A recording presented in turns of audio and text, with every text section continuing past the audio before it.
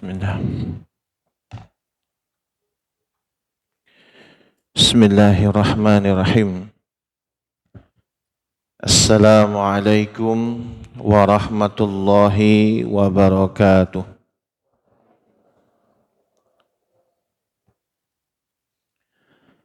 Innal hamdalillahi nahmaduhu wa nasta'inuhu wa nastaghfiruh wa na'udzu billahi min shururi anfusina wasayyiati a'malina may yahdihillahu fala mudilla lahu wa may yudlilhu fala hadiyalah. Asyhadu an la ilaha illallah wahdahu la syarika lah wa asyhadu anna Muhammadan abduhu wa rasuluh la nabiyya wa la rasula ba'dah amma ba'd. Qala Allah Ta'ala fil Qur'anil Karim, A'udzu billahi minasy syaithanir rajim. Ya ayyuhalladzina amanu taqullaha haqqa tuqatih wa la tamutunna illa wa antum muslimun. Qala Rasulullah sallallahu alaihi wasallam, ittaqillaha haitsu ma kunta wa atbi'is sayyi'atal hasanata tamhuha wa khaliqin nasa bi khuluqin hasan.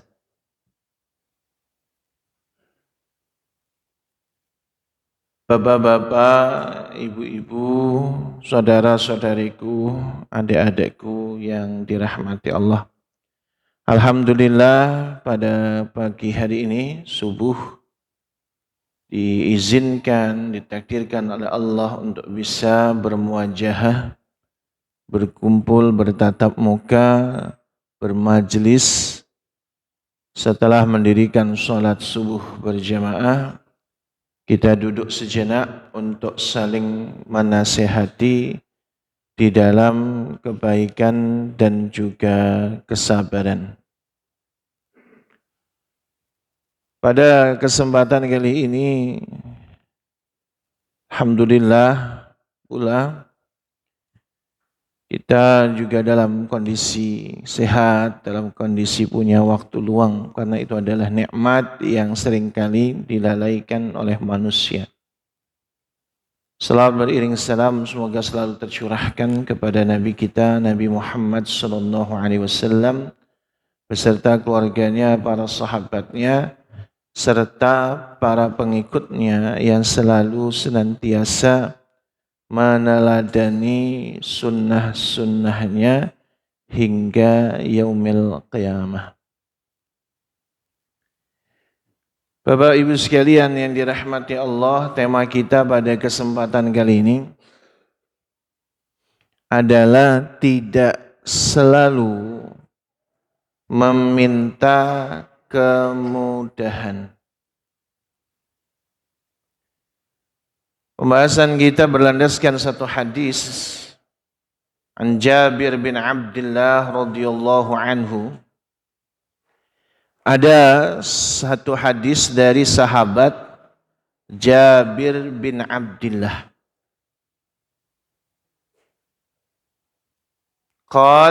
Beliau berkata, aradu banu Salimah ayyantaqilu qurbal masjidi fabalagha dzalika Rasulullah sallallahu alaihi wasallam faqala lahum. Kata Jabir bin Abdullah, ada Bani Salamah menginginkan ayyantaqilu qurbal masjid. Mereka pindah tempat domisilinya di dekat masjid. Fabalagha dzalika Rasulullah sallallahu alaihi wasallam. Maka sampailah kabar itu kepada Rasulullah sallallahu alaihi wasallam. Faqala lahum, maka Rasulullah SAW berkata kepada mereka, Innahu qad balaghani annakum turiduna an tantaqilu qurbal masjid. Sesungguhnya telah sampai kepadaku bahwa kalian menghendaki pindah domisilinya di dekat masjid. Faqalu na'am ya Rasulullah qad aradna dzalik. Ya Rasulullah, sungguh kami menghendaki demikian. Faqala, maka Nabi SAW bersabda, Ya Bani Salamah atau Salimah, diyarukum tuktabu atharukum, diyarukum tuktabu atharukum. Rawahu Muslim. Wahai Bani Salimah, diyarukum, tempat tinggal kalian, tuktabu atharukum, dicatat pahalanya atas kalian. Tempat tinggal kalian dicatatkan pahala dan ganjaran untuk kalian. Hadis riwayat Imam Muslim. Jadi kalau kita bicarakan ini satu hadis nyambung pada pembahasan bulan yang lalu, bagaimana ada seorang laki-laki yang letaknya jauh dari masjid, lalu kemudian dia melaksanakan sholat berjamaah, tidak pernah ketinggalan. Ada sahabat-sahabatnya yang kemudian memberikan saran agar rumahnya itu pindah aja dekat masjid, gitu. Atau beli seekor keledai untuk bisa datang ke masjid dengan mudah. Sudut pandang Bani Salimah juga sama, Bapak Ibu. Jadi Bani Salimah ini jauh dari masjid. Makanya punya keinginan pindah saja domisilinya. Mereka boyongan satu bangsa, satu suku tersebut untuk rumahnya dekat dengan masjid. Dalam hal ini sebenarnya secara historis, secara sejarah, kenapa Nabi SAW, kalau kita katakan setelah membangun Masjid Nabawi itu para sahabat pada pengen rumahnya tinggalnya di dekat masjid. Tidak banyak yang dikabulkan oleh Rasul. Salah satu yang dikabulkan itu ya Ali bin Abi Thalib, itu diizinkan. Sisanya jauh. Memang kalau secara historis ada rencana yang dibangun oleh Rasulullah SAW sebagai bagian daripada memancangkan kekuatan di Madinah. Salah satunya nanti terbukti ada pasar, ya. Kemudian juga ada areal yang memang digunakan untuk kepentingan yang lebih umum. Tapi bagaimanapun Nabi SAW menyampaikan di ini alasan yang penting dalam pembahasan kita, bahwa Nabi SAW menyarankan kepada Bani Salimah bahwa tidak mesti pindah rumahnya dekat masjid. Kemudahan-kemudahan di dalam melaksanakan ibadah, yang itu adalah sering mungkin dalam benak kita pengen mudah. Tidak mesti dan tidak selalu bagus. Nabi memberikan opsi yang lain. Opsinya apa? Opsinya adalah diyarukum tuktabu atharukum. Kalian tetap tinggal di rumah-rumah kalian atau di tempat tinggal kalian yang semula. Setiap tempat tinggal yang jaraknya jauh dari masjid dicatat ganjarannya. Semakin banyak langkah kaki menuju masjid, makin besar pahalanya. Dan ini adalah kemarin kita sedikit singgung bagaimana di dalam hadis Nabi SAW, inna idhamal jaza ma'a idhamil bala. Sesungguhnya besaran pahala itu berbanding lurus setimpal dengan ujian kesulitan di dalam melakukannya. Jadi sepanjang kita melakukan ibadah itu banyak rintangannya, banyak kesulitannya, maka makin besar pahalanya. Apalagi kalau ibu-ibu, ummahat dan akhwat sekalian. Kenapa bagi seorang wanita, idza sholatil mar'ah khumsaha, jika seorang wanita itu sholat 5 waktu tepat pada waktunya, wasomat syahraha, dan dia berpuasa di bulan Ramadan, wahassanat farjaha, dia jaga kemaluannya, kehormatannya, wa ata'at bi'laha, dan dia taat kepada suaminya, dakhalatil jannah min aibabin sya'at, dia akan masuk surga dari pintu mana saja yang dia kehendaki. Ini bagi ibu-ibu, para wanita, Nabi menyampaikan 4 hal. Kalau wanita itu menekuninya, menetapinya, masuk surga dari pintu mana saja yang dikehendaki. Laki-laki nggak dapat janji itu perempuan, ibu-ibu sekalian, akhwat sekalian. Syaratnya cuma 4 saja. Sholat 5 waktu, puasa di bulan Ramadan, jaga kehormatan, tutup auratnya, ya, jaga tidak menyentuh laki-laki lain selain mahramnya, dan kemudian taat kepada suami, maka dia dipersilahkan masuk surga dari pintu mana saja yang dikehendaki. Para ulama membahas ini. Salah satu diantaranya bahwa Imam An-Nawawi rahimahullah itu menjelaskan kenapa wanita itu syaratnya cuma 4 ini. Disangkanya kita mungkin mudah. Kalau bagi laki-laki mungkin lebih mudah. Mungkin. Tapi bagi wanita untuk supaya mencapai sholat tepat pada waktunya, 5 waktu, sehari semalam, puasa di bulan Ramadan, itu kesulitannya jauh lebih sulit daripada laki-laki, Pak. Karena perempuan itu ditakdirkan kerjaannya banyak. Untuk bisa sholat tepat pada waktunya, ini di samping dia ngurusin sumurnya, ngurusin pula dapurnya, ya, ngurusin pula anak-anaknya, ngurusin pula urusan kasurnya.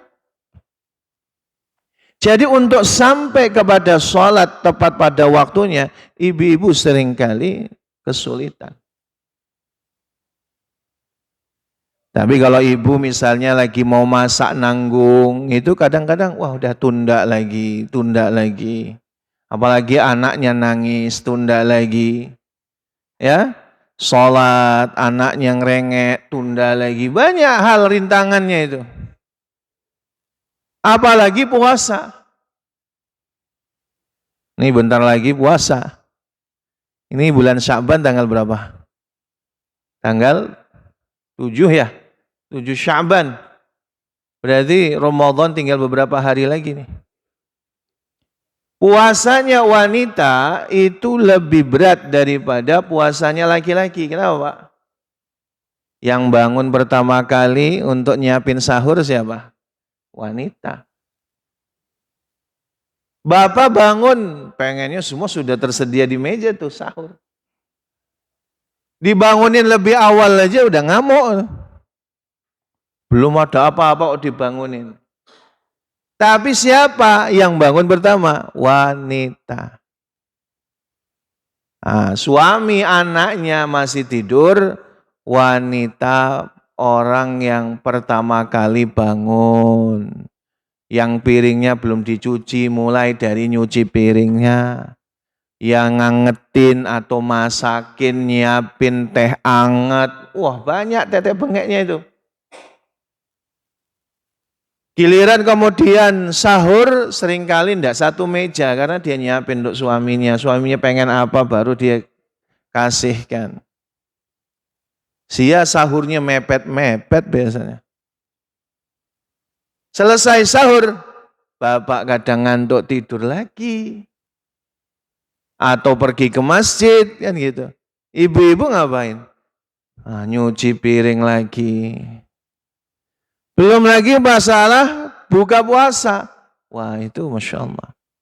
Makanya di sini kenapa 4 hal bagi wanita itu punya boleh dikatakan privilege untuk masuk surganya gampang. Kemudahan untuk masuk surganya gampang. Kenapa? Untuk menuju sholat 5 waktu. Untuk menuju puasa Ramadan sulitnya lebih tinggi dibandingkan para lelaki. Yang ketiga, wahasanat farjaha, menjaga kehormatannya. Ini kalau sudut pandangnya nggak pakai iman, wanita-wanita itu mikir kadang kenapa harus wanita sih yang ribet. Pak, laki-laki itu mau pakai pakaian apa saja bebas Pak. Mau pakai pakaian apa aja bebas, seringkali bebas. Batasan aurat bagi laki-laki itu kan pusar sampai kemudian lutut. Ya. Nah, kalau bapak-bapak kemudian pakai kaos oblong keluar, ya tidak masalah bagi laki-laki. Hatta sampai bertelanjang dada diselempangkan sebagian kain itu masalah. Enggak masalah. Mau ngapain keluar rumah, enggak ribet. Tapi kalau perempuan, Pak, ribet. Makanya Bu, Allah memerintahkan kepada para wanita menutup aurat illa ma dhahara minha, sampai kecuali pada apa yang biasa nampak daripadanya.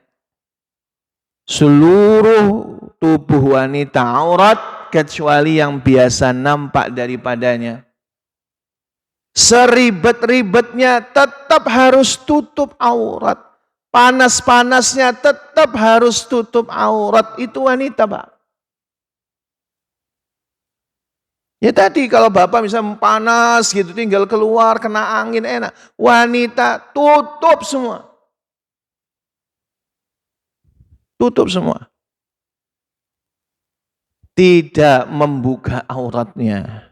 Wahassanat farjaha. Itu untuk menjaga kemaluannya, menjaga kehormatannya.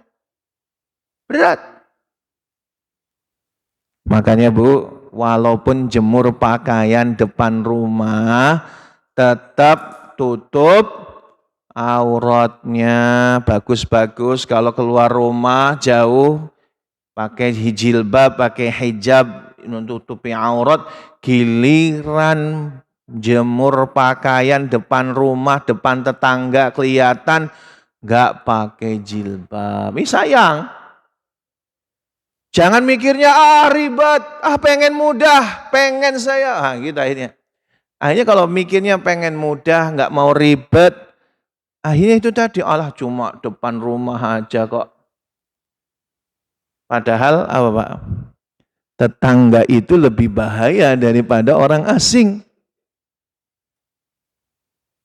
Makanya kata Nabi dalam hadis Bukhari, menzinahi tetangga dosanya 10 kali lipat dari berzina dengan non tetangga. Kenapa? Peluangnya terbuka, ngelihat aurat orang. Makanya adab Islami itu bahkan di dalam bertetangga matanya perlu dijaga Pak. Biasanya itu tadi tetangga dengan tetangga karena merasa tetangga. Jadi loss controlnya itu, filternya lemah. Tadi jemur pakaian pakai daster bolong-bolong lagi. Enggak lah kalau jamaah Misbahul Iman, enggak lah ibu-ibunya ya Bu ya. Janganlah. Udah apik-apik jilbab kemana-mana. Giliran jemur pakaian, nah itu pakainya daster bolong-bolong. Bahaya itu. Tetangganya matanya jelalatan. Nah itu. Bahaya. Makanya ini bagian daripada prevensi, tindakan preventif, pencegahan. Makanya itu loh Bu, kenapa wanita itu tadi wahassonat farjahannya saja itu luar biasa. Belum lagi memang wanita ditakdirkan sebagai objek bagi laki-laki. Idza kharajatil mar'ah, jika seorang wanita itu keluar dari rumahnya, istashrafaha syaitan, maka akan diikuti oleh syaitan, lalu dihiasi di mata laki-laki. Ini rahasianya Pak, kenapa wanita yang bukan istri itu seringkali menarik mata laki-laki. Bukan lebih cantik dari istri Pak. Setannya menghiasi. Keluar rumah ngelihat orang buka aurat. Pakainya pakaian-pakaian yang update, pakaian Korea. Melihatnya, cantik. Sebenarnya yang di rumah juga cantik. Kok diem Mbak? Oh saya. Modalin Pak, istrinya modalin. Pakai pakaian Korea. Di rumah tapi, jangan dibawa keluar. Di rumah. Boleh enggak sih? Boleh Pak. Boleh. Saya pernah ditanya, ada ikhwan, ada bapak-bapak, Ustaz, saya mau beli pakaian Korea buat istri saya, boleh enggak? Enggak apa-apa, orang Korea juga ada Islamnya. Enggak apa-apa, tapi di rumah. Boleh, silakan. Kasih pakaian yang model Korea untuk istri. Biar menarik. Menarik enggak Pak? Wis tuwe saat sudah tua, ya berarti Korea yang tua gitu kan. Intinya sebenarnya itu istasrofah syaitan. Makanya wanita segimana menutup aurat, setan itu ngintilin. Kalau bahasa saya ngintilin terus, ditazyin, dihias. Hatta sampai ibu-ibu, ummahat akhwat yang pakai hijab penuh, syar'i. Pakai cadar sekalipun. Itu memang dihiasi. Makanya la tabarrujna tabarrujal jahiliyatil ula. Ayatnya jelas bahwa bagi wanita janganlah berhias sebagaimana berhiasnya para wanita di zaman jahiliyah. Bagaimana wanita yang berhias di zaman jahiliyah? Dia pakai pakaiannya biar dilihat. Nah ini penting nih. Biar dilihat laki-laki lain. Nah ini tabarruj. Ya makanya jangan sampai bagi kita, ya khususnya bagi ummahat, akhwat, memakai pakaian, pakai hijab tapi niatnya supaya dipuji laki-laki lain. Itu sama saja dengan tabarruj. Yang terakhir apa? Wa ata'at bi'laha. Taat pada suami itu berat. Ibu-ibu pasti merasakan ini. Taat sama suami itu berat enggak, Bu? Berat. Apalagi sekarang, Pak. Sekarang ini kalau model pernikahan orang zaman sekarang, anak muda, nikah itu tidak ritual tapi transaksional. Kalau kita masih ritual, Pak. Syarat dengan ritual ibadah, nikah untuk ibadah. Niat nikah untuk ibadah itu, seorang suami bagaimana beribadah lewat istrinya, seorang istri bagaimana beribadah lewat suaminya. Dengan konteks bahwa saya beristri supaya lebih dekat dengan Allah. Seorang wanita, saya bersuami supaya dekat dengan Allah. Kalau prinsip kita ini, insya Allah jauh dari cekcok. Ada seorang ulama namanya Qadhi Iyad, itu ditanya, berapa tahun pernikahan? Beliau katakan 20 tahun. Selama 20 tahun itu apakah pernah cekcok? Tidak pernah cekcok sama sekali. Oh, enggak, Nabi aja pernah berantem sama istrinya. Nabi berantem sama istri itu supaya ngasih contoh sama kita. Kalau Allah menghendaki tidak ada berantemnya, nanti nggak ada sampel untuk menyelesaikan masalah. Jadi Nabi punya masalah di rumah tangga, itu bukan Nabi kurang sempurna, tapi itu sengaja sebagai contoh manusia dalam problem solving, manajemen konflik dalam rumah tangga. Tapi ada ulama-ulama seperti Qadhi Iyad ini tidak pernah cekcok Pak rumah tangganya selama pernikahan 20 tahun. Bisa jadi yang di masjid ini juga ada yang 20 tahun tidak pernah cekcok. Ada nggak Pak? Bu, ada nggak Bu? Ada ya? Ada? Enggak ada? Allah. Ustaz bukan nggak pernah cekcok Ustaz. Pertanyaannya dibalik. Kapan terakhir cekcok? Jawabannya tadi berangkat subuh nyari sarung nggak ketemu bapaknya. Udah rame. Itu alasannya kenapa? Qadhi Iyad ngasih tahu resepnya. Resepnya itu adalah ketika malam pertama Qadhi Iyad sampaikan kepada istrinya, istrinya menyampaikan kepada suaminya. Jadi istrinya solehah luar biasa. Jadi ketika itu dia mengatakan, wahai suamiku, tunjukkanlah kepadaku bagaimana caranya aku mendekatkan diri kepada Allah dengan mentaatimu. Kamu maunya apa? Biar saya lakukan itu karena Allah. Pengen mendekatkan diri kepada Allah. Maka Qadhi Iyad mengatakan, saya pengennya kamu begini. Kesukaan saya ini. Nanti jam segini bagusnya kamu begini. Lalu Qadhi Iyad juga nanya kepada istrinya, lantas apa yang harus saya lakukan supaya saya dekat sama Allah lewat engkau, wahai istriku? Kamu pengennya saya seperti apa? Maka istrinya sampaikan, saya pengen suami yang begini.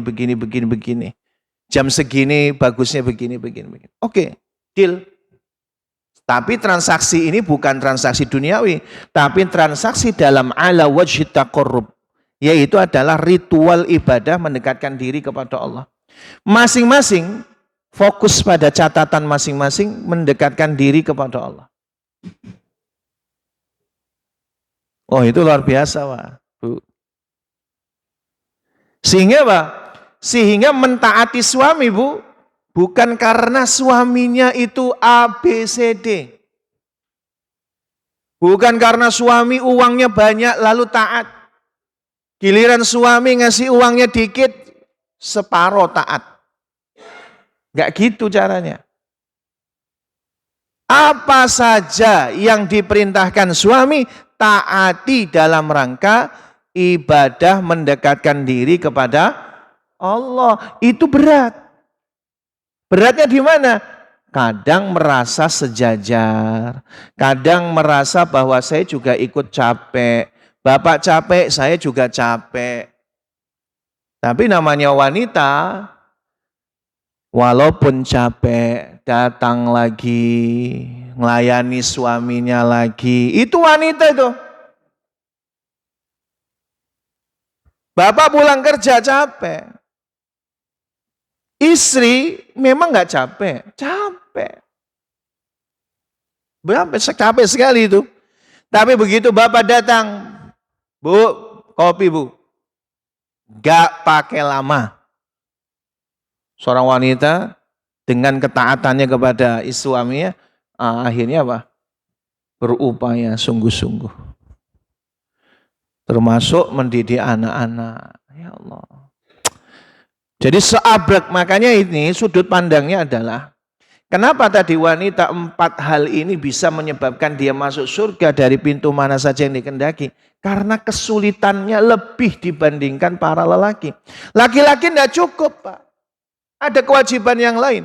Bermasyarakat, bertetangga, berdakwah, menyantuni orang lain. Itu tanggung jawab laki-laki semua itu. Bagaimana berbuat baik kepada saudara kandungnya, bagaimana itu laki-laki. Masih banyak hal yang harus dilakukan oleh laki-laki. Laki-laki nggak ada jaminan 4 hal itu dilakukan. Lantas kemudian masuk surga, enggak. Kenapa? Karena tingkat kesulitannya. Gimana Bu sudut pandangnya dengan hadis di atas? Apakah kemudian menginginkan bahwa saya nggak maulah, saya pengen sejajar dengan laki-laki? Keliru. Ini privilege bagi wanita. Ini adalah merupakan keistimewaan dari Allah untuk wanita.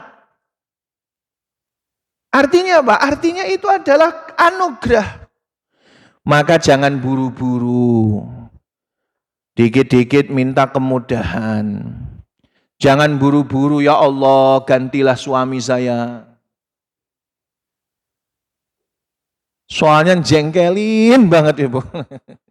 Jangan buru-buru.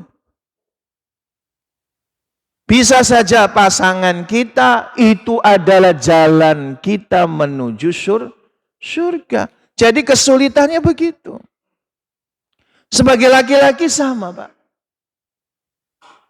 Laki-laki itu juga berat, tapi dari sisi yang universal. Karena memang beban syariat lebih banyak. Kenapa disebutkan dalam ayat Ar-rijalu qawwamuna 'alan nisa? Laki-laki itu pemimpin bagi wanita.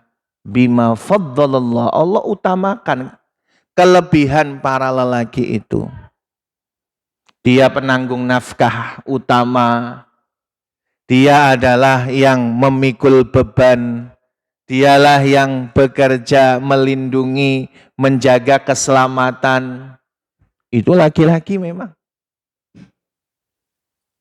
Yang seringkali tidak boleh mengeluh. Anak istri ngeluh ke bapak. Bapak mau ngeluh kemana? Mikirnya apa suami itu Bu? Kalau saya ngeluh kepada istri, istri sedih. Kalau saya ngeluh kepada anak, kasihan anak. Makanya banyak para lelaki itu menutup mulut mereka supaya anak istrinya nggak tahu masalah yang tidak perlu mereka tahu. Makanya bagi laki-laki itu pundaknya berat. Makanya di sini konteksnya jangan buru-buru meletakkan beban. Karena bagi laki-laki yang mereka memikul beban ada ganjaran yang tak ternilai. Kata Nabi Shallallahu Alaihi Wasallam, khiyarukum khairukum khairul li ahlikum. Sebaik-baik kalian adalah yang paling baik kepada keluarga kalian.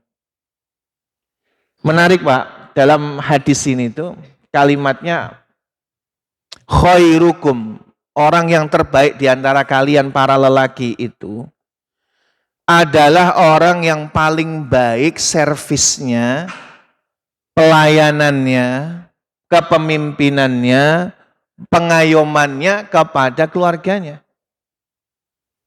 Makanya ketika Allah berfirman wa'ashiruhunna bil ma'ruf. Bagi laki-laki diperintahkan Pak dalam Quran. Wa'ashiruhunna bil ma'ruf. Kalau diterjemahkan secara biasa itu artinya dan pergaulilah mereka para istri kalian dengan cara yang baik. Tapi kalau kita kulik dalam tafsir, kenapa Allah menggunakan kalimat wa'ashiruhunna bukan wa'amiluhunna? Kalau kita kenal muamalah, muamalah itu pergaulan, maka perintahnya amiluhunna, pergaulilah. Tapi Allah menggunakan kata ashiruhunna. Ashiruhunna, bukan amiluhunna. Kenapa?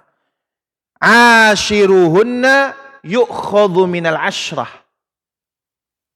Jadi ashiruhunna maknanya tadi terjemahannya sama, pergaulilah, tapi menggunakan ashiruhunna diambil dari kata asyarah, 10. 10 kalau dalam value Arab itu, nilai Arab itu adalah mumtaz, sempurna, perfect, ideal. Maka artinya apa? Wahai laki-laki, pergaulilah istrimu sampai sempurna. Sesempurna-sempurnanya, seideal-idealnya. Walaupun tidak ada kesempurnaan kecuali Allah, tapi kebulatan tekad untuk memberikan yang terbaik, itulah para lelaki, nilai plusnya.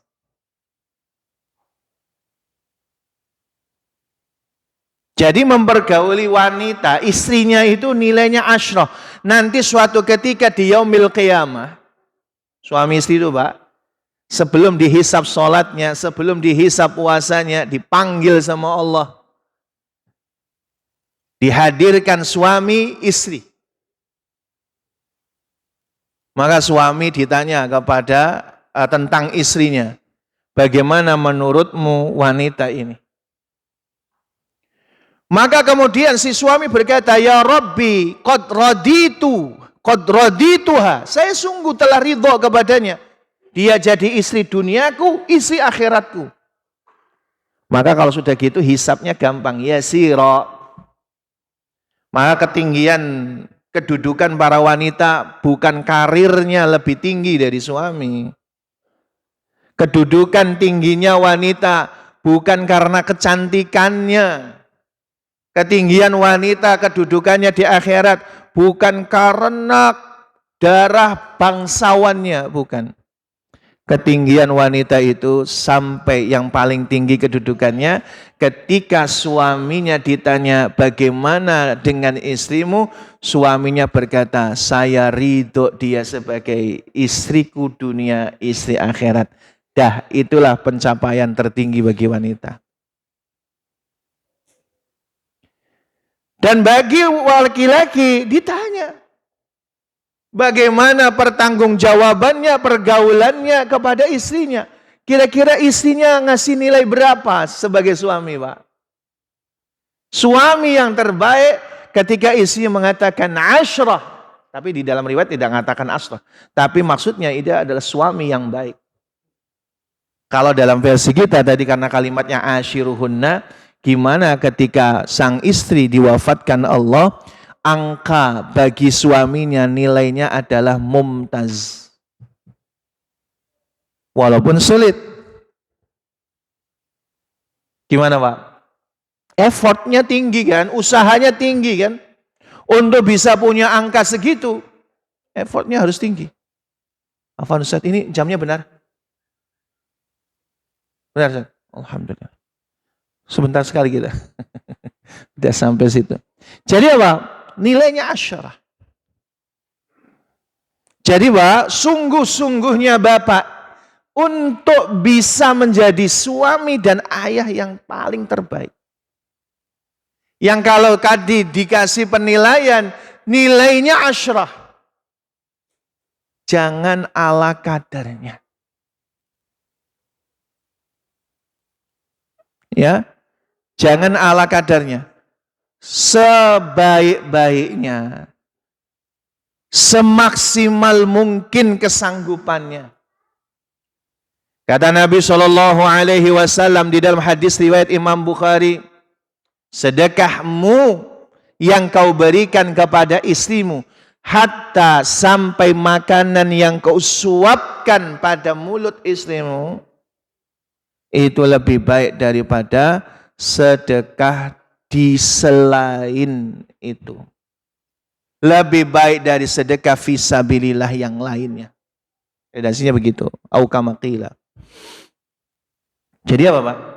Uang yang diberikan kepada istri itu nilai sedekahnya, pahalanya lebih utama daripada Bapak sedekah di tempat lain. Makanya jangan terlalu dipres.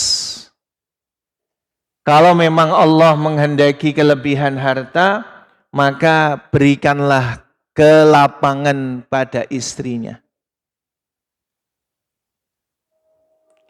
Lelaki yang terbaik berupaya untuk bisa memberikan kebaikan kepada istrinya. Jangan selalu pengennya yang enteng, yang mudah terus. Jadi kalau kita sudut pandangnya ini bahwa kerja keras kita, upaya maksimal kita sebagai laki-laki, sebagai perempuan, semuanya sama. Ada ganjaran dari Allah. Sebagai anak kepada orang tua, apalagi kalau orang tua sudah sepuh. Jangan buru-buru ya Allah. Kasihan ibu saya. Dia sakit-sakitan ya Allah. Kalau misalnya kematian itu baik, matikan aja. Allahumma. Saya pernah nabati Pak, keluarga. Di rumah sakit, ada ibunya sakit, maka dipanggil semua keluarganya. Karena dianggapnya sudah sekarat. Masuk UGD, kumpul semua anak-anaknya. Begitu siuman, ibunya heran. Kok ini ngapain pada kumpul semua? Sebagian mengatakan loh, katanya lagi sekarat Bu. Akbar. Orangnya masih hidup, anaknya minta sekarat. Allah, gitu gimana ini Pak? Jangan buru-buru minta kemudahan. Kalau kita punya orang tua yang sakit, itu surga. Ausa'uha wa afdaluha wa ausatuha. Dalam hadis, itu adalah surga yang paling luas pintunya, paling tengah, paling utama, paling mudah untuk dilalui. Jadi kalau kita punya orang tua sakit, lagi sepuh, itu saatnya kita meraih surga. Maka kata Nabi dalam hadis Bukhari yang lain, raghima anf, celaka dia. Siapa orang yang celaka? Orang yang dia mendapati orang tuanya atau salah satu di antaranya tua, tidak membawanya ke surga. Kalau orang tua masih produktif, masih bisa memenuhi kebutuhan sendiri, masih melakukan sesuatu sendiri, ujiannya tidak begitu sulit. Yang sulit kalau sudah kembali kepada masa anak-anak. Nah, jangan buru-buru minta kemudahan. Itu pada hakikatnya adalah jalan menuju surga. Makin sulit, makin mudah masuk surganya. Sebagai orang tua ke anak. Hari ini tantangannya berat. Banyak orang sekarang punya prinsip child free, nggak pengen punya anak. Anak-anak muda Pak. Punya anak itu bikin masalah. Ya emang. Emang kan gitu. Cuma masalah itu memang kita inginkan. Selain kita memang pengen punya keturunan, kita punya amalan untuk anak-anak kita. Dengan memberikan hak kepada mereka. Ayusina ismahu, pertama memberi nama yang bagus. Yang kedua Pak, ayyuzawijahu idza adrak. Kalau sudah masanya menikahkannya dengan pasangan yang baik. Yang ketiga ini tanggung jawab sepanjang hayat di kandung badan. Wa yu'allimahul kitab, mengajarkan kepadanya Al-Quran, mengajarkan kepadanya ilmu. Tanggung jawab siapa? Orang tua. Jadi orang tua punya kesusahan sendiri mendidik anak-anak. Zaman sekarang lebih susah Pak. Ini alhamdulillah santri-santri kita subuh-subuh datang, ini perlu disupport Pak, bagus. Saya senang, saya termasuk senang sekali. Karena pemandangan yang sulit saya dapatkan di pengajian itu anak-anak dan pemuda. Di mana-mana Pak. Sulit. Saya melihat pemandangan itu sulit. Kita ini semua bakal ninggal, Pak. Kalau anak-anak dan pemuda kita itu tidak kita libatkan, lalu gimana nasib mereka? 5-10 tahun yang akan datang. Apa kata Nabi SAW? Badirul a'mali fitanan. Ayo segera lakukan amal kebajikan itu sebelum datang fitnah-fitnah. Kaqita'il lailil mudlim, seperti malam yang gelap. Ini kondisi akhir zaman. Anak-anak itu sulit melihat kebenaran. Kana rajul yusbihu mu'minan wa yumsi kafira. Maka ada orang pagi harinya muslim, kafir sore harinya. Sore harinya kafir. Wa kana rajul yumsi mu'minan wa yusbihu kafira. Ada orang sore harinya mukmin, pagi harinya kafir. Oh, sekarang gencer, Pak. Ini anak-anak muda sekarang sudah mau diarahkan kepada pemahaman agnostik.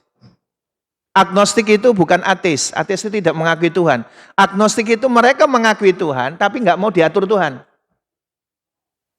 Anak-anak muda sekarang, Pak. Banyak sekarang anak-anak muda itu. Mereka bukan nggak beragama, agama, tapi nggak mau diatur Tuhan. Bahaya. Makanya pentingnya orang tua punya effort usaha menyekolahkan anaknya di tempat yang baik, ada TPA-nya, dibimbing terus, dipantau terus. Sekalipun tinggalnya jauh. Wallahualam besar. Jadi jangan mudah-mudahan, jangan memberikan pengennya mudah semua. Memang kita di dunia ini adalah darul bala, negerinya kita bersusah payah. Kapan kita selesai dari bersusah payah? Kata Imam Ahmad bin Hanbal, sampai kaki kita dipastikan masuk surga. Maka banyak-banyak berdoa, bukan minta kemudahan.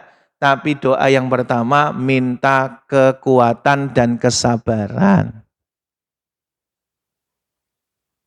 Ketika Ummu Salamah ditinggal wafat suaminya, apa yang diajarkan oleh Rasul? Setelah kalimat istirja, inna lillahi wa inna ilaihi raji'un, bukan minta kemudahan, tapi mintanya Allahumma jurni fi musibati. Ya Allah, limpahkan pahala bagiku atas kesabaranku menghadapi musibahku. Bukan kemudahan yang diminta, tapi minta pahala. Ya Bu, selatih-letihnya ibu ngurusi rumah, jangan pikir mudah, tapi mikirnya pahala. Begitulah suami, begitu pula anak, begitulah orang tua. Demikian Bapak Ibu sekalian yang dirahmati Allah, waktu jualah yang batasi kita semua. Mudah-mudahan yang sedikit ini bermanfaat ya untuk kita semua. Amin. Allahumma amin. Dari saya cukup sampai di sini, kita cukupkan waktu dan tempat, saya kembalikan kepada Ustaz Nasrul, kepada beliau kami persilakan. Assalamualaikum warahmatullahi wabarakatuh.